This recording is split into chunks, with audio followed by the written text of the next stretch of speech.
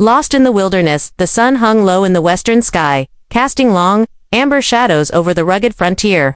Emily's breath came in shallow gasps as she stumbled over twisted roots and jagged rocks.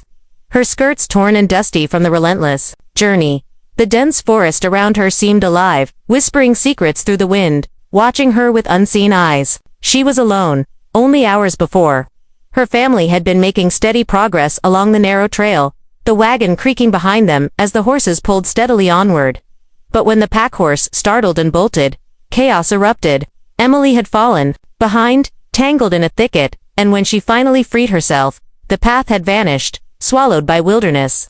Panic had followed quickly, turning the forest from a place of promise into a labyrinth of shadows and fear.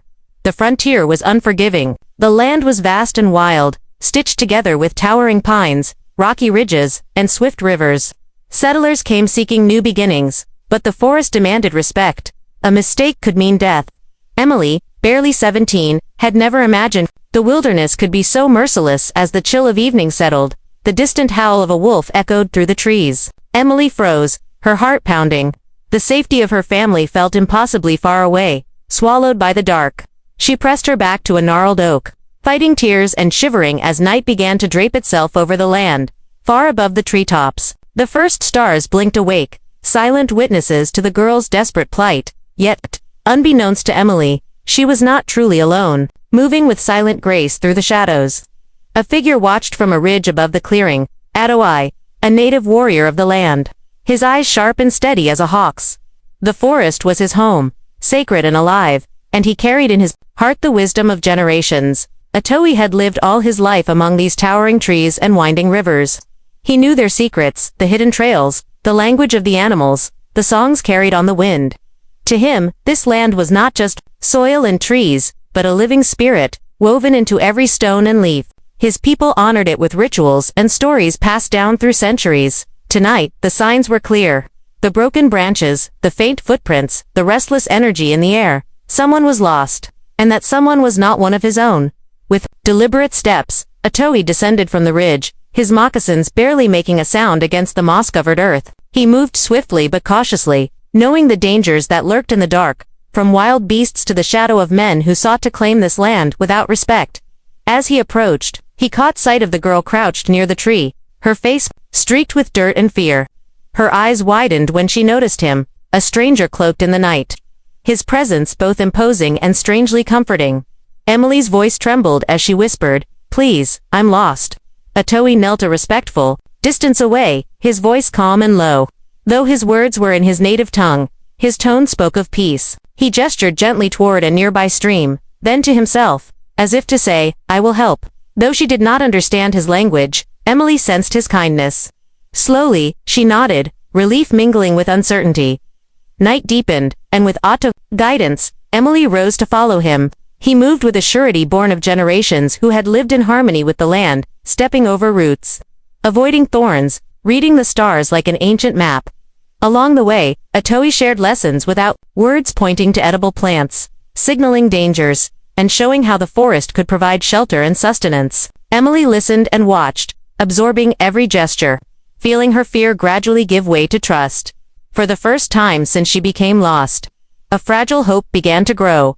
Yet beneath the surface of this rescue was something deeper, a connection between two worlds, bound by the land itself.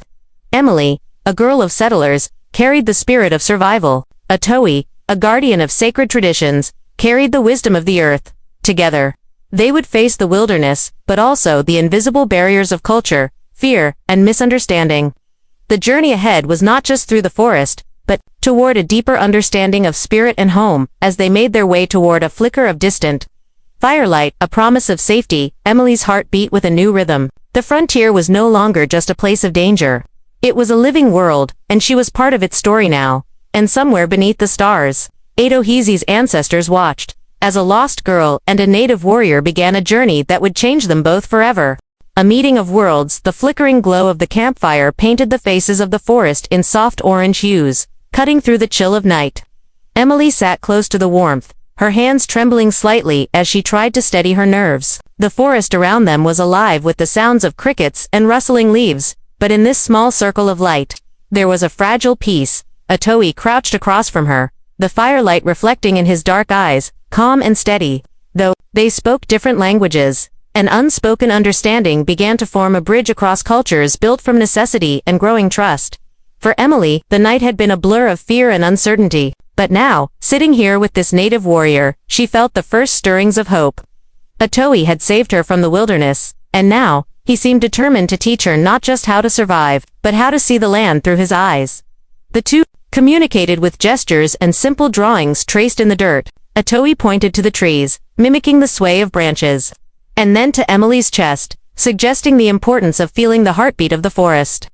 Emily nodded, her curiosity awakening. Slowly, she began to understand that this was more than just a place of wood and stone. It was a living spirit. Atoe showed her how to find edible roots and berries, carefully teaching which plants could heal and which could harm. He mimicked the calls of birds, and Emily tried to copy, laughing when her attempts sounded awkward. The laughter broke through the last of her fear. But beyond the lessons of survival, Emily sensed a deeper connection. Otohe's reverence for the land was palpable. Every movement he made, every whispered word in his native tongue, carried the weight of tradition and respect. It was a stark contrast to the hurried, often careless way settlers treated the wilderness. She thought of her family's journey, the hope for new beginnings in this vast, untamed world, and wondered how they might coexist with the people who had lived here for generations. The frontier was no longer a simple line between civilization and wilderness. It was a meeting place of different lives and stories. As the fire burned low, Atoe pulled from his pack a small carved wooden figure, a representation of an animal sacred to his tribe. He held it out to Emily, who accepted it with wide eyes. In that silent exchange, something profound passed between them, a gesture of trust and shared respect. Emily reached into her pocket and pulled out a small locket, worn and tarnished, a keepsake from her mother. She showed it to Atoe, who nodded with understanding. Though their worlds were apart, the need to hold on to memory and hope was universal. That night, beneath a sky dusted with stars, the boundaries between cultures blurred. Two souls, shaped by vastly different traditions, found common ground in the wilderness, a land that demanded respect and offered healing in return. Sleep came slowly to Emily, her mind alive with new questions and possibilities. Could the spirit of the land teach her something her family never knew? Could she carry the lessons of Atoe back to her people? For Atoe, the encounter stirred a cautious hope as well. He had seen settlers come and go, often with little regard for the sacred earth. But this girl, lost and frightened, had an openness he had not expected. Perhaps this meeting was more than chance. Perhaps it was a beginning. As the fire died, two embers, the forest wrapped them in silence, the night holding its breath for what was to come. Trials of survival. The morning sun filtered softly through the canopy, casting dappled light over the mossy forest floor. Emily woke with a start, the sounds of birdsong and the rustle of leaves reminding her that the world outside still lived and breathed, wild, unpredictable, and beautiful. Beside her, Atoe was already awake, his eyes scanning the horizon with the vigilance of one born to the land. His movements were quiet, purposeful. Emily watched him as he began to prepare their meager breakfast from the foraged berries and roots they had gathered the day before. Though their words were few, a rhythm had formed between them, an unspoken communication built on respect and survival. Today would test them. The terrain ahead was steep and rugged, a maze of cliffs and rushing streams. The forest no longer felt like a welcoming home but a gauntlet of challenges they had to face together. Atoe led the way, effortlessly navigating the tangle of roots and slippery rocks. He showed Emily how to steady herself when crossing narrow logs over swollen rivers, and how to read the sky for signs of impending weather. At one point, a sudden storm rolled in, the skies darkening with a low growl of thunder. Rain pelted down, soaking the earth and making every step treacherous. Emily slipped on the slick stones, her ankle twisting painfully. Atoe was there in an instant, steadying her with firm hands.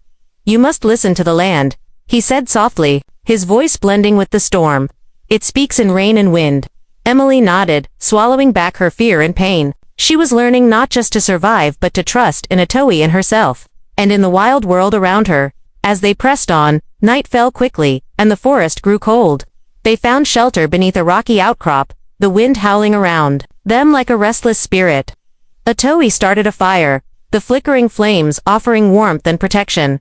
Emily huddled close, her thoughts drifting to her family and the life she had left behind. But here, in the glow of the fire, She felt a strange sense of peace. Otoe shared stories of his tribe, tales of ancestors who had walked these woods long before settlers arrived, of the sacred balance between people and nature, and the spirits that watched over the land. Though she could not understand every word, Emily felt their weight and reverence. The next day brought a new trial. As they crossed a shallow river, a shadow flickered beneath the water, a snapping turtle, its ancient eyes watching them. Otoe motioned for caution and spoke in a low chant, honoring the creature's place in the cycle of life. Emily marveled at his connection to everything around him. She began to see the forest not as a backdrop for survival but as a living network of beings, each with a role and a story. But survival was not just a test of courage, it was a test of spirit. During a quiet moment, Emily admitted her fears, the loneliness, the uncertainty, the weight of being so far from home. Otoe listened, his gaze steady and kind. He taught her a breathing ritual, one passed down through his people, to calm the mind and strengthen the spirit. Emily closed her eyes, feeling the rhythm of her breath match the heartbeat of the earth beneath her. By the time the sun dipped below the horizon once more, they had crossed more miles and more barriers, physical and emotional, than Emily could have imagined. She had started this journey as a frightened girl, lost and alone. Now, she was becoming someone new, resilient, connected, and alive to the spirit of the land. As they settled for the night, Otoe glanced at her with a rare softness.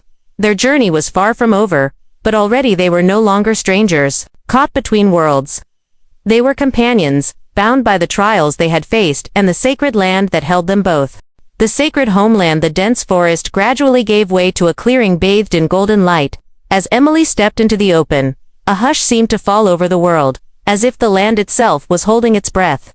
Before her lay a wide, tranquil valley, surrounded by ancient trees, whose branches stretched like welcoming arms toward the sky.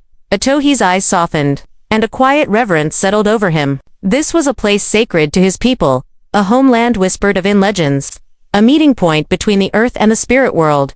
Emily felt it too, though she could not fully understand. The air here was different, charged with an energy that pulsed beneath her skin. The ground beneath her feet felt alive, humming with the memories of generations who had walked this land with respect and devotion. Otoe knelt and carefully traced symbols in the dirt, symbols that told stories of ancestors, seasons, and the cycles of life. Though Emily could not read the language, the meaning was clear. This place was a gift, a sanctuary, a sacred bond between people and earth. He then performed a ritual, soft chants carried on the breeze, the gentle placement of stones and feathers around the clearing. Emily watched, mesmerized by the deep connection Otoe had with the land and his ancestors. For a moment, Emily closed her eyes and breathed deeply, letting the sacred energy wash over her. A strange warmth filled her chest, and she felt a presence, not just of people long gone, but of something timeless, eternal. In that moment, Emily understood that the frontier was more than untamed wilderness. It was a living, breathing spirit, deserving of reverence and care. The land was not something to conquer but to honor.